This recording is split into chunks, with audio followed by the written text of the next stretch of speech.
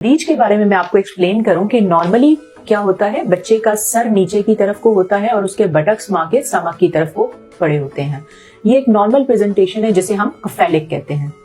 अगर बच्चे के हिप्स और टांगे माँ के पेल्विस की तरफ हैं और उसका सर ऊपर की तरफ यानी माँ की चेस्ट की तरफ या स्टमक की तरफ है तो उसको ब्रीच प्रेजेंटेशन कहा जाता है और आम जबान में हम इसे बच्चे का पेट में उल्टा होना कहते हैं।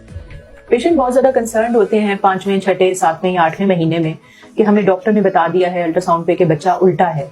यहाँ पे ये चीज क्लियर करूं कि इन महीनों में बच्चे का उल्टा होना किसी भी कंसर्न का बाइस नहीं है,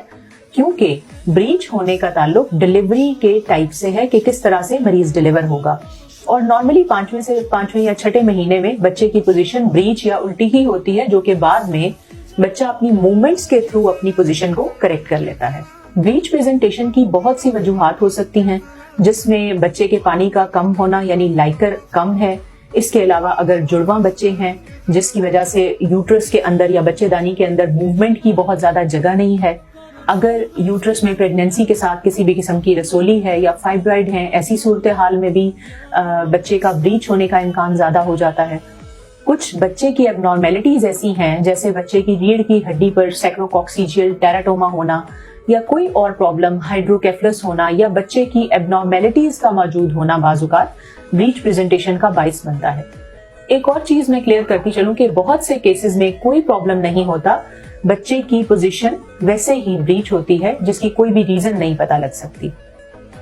इसकी सिग्निफिकेंस ब्रीच प्रेजेंटेशन की कंसर्न डॉक्टर को उस वक्त होता है जब 9th मंथ में यानी हमल के आखिरी दिनों में भी बच्चे की पोजीशन ब्रीच ही रहे। अमूमन जो ब्रीच बच्चे होते हैं उनमें ऑपरेशन के जरिए डिलीवरी का इम्कान बहुत हद तक बढ़ जाता है। कुछ टाइम पहले तक एक प्रोसीजर किया जाता था जो कि अभी भी कुछ डॉक्टर्स प्रेफर करते हैं, जिसमें पेट के जरिए मदर के पेट के जरिए बच्चे को मैनिपुलेट किया जाता है और उसको सीधा करने की कोशिश की जाती है, जिसे हम एक्सटर्नल कफेलिक वर्जन कहते हैं। ये वाला प्रोसीजर अमूमन उस हॉस्पिटल में किया जाता है जहां पे इमरजेंसी ऑपरेशन की फैसिलिटीज मौजूद हो और उसके साथ न्यूनेटल फैसिलिटीज यानी नर्सरी मौजूद हो, क्योंकि माँ के पेट के जरिए बच्चे को मैनिपुलेट करके सीधा करने के साथ एसोसिएटेड कुछ कॉम्प्लिकेशंस हैं, जिनमें प्लेसेंटल एब्रप्शन हो सकती है,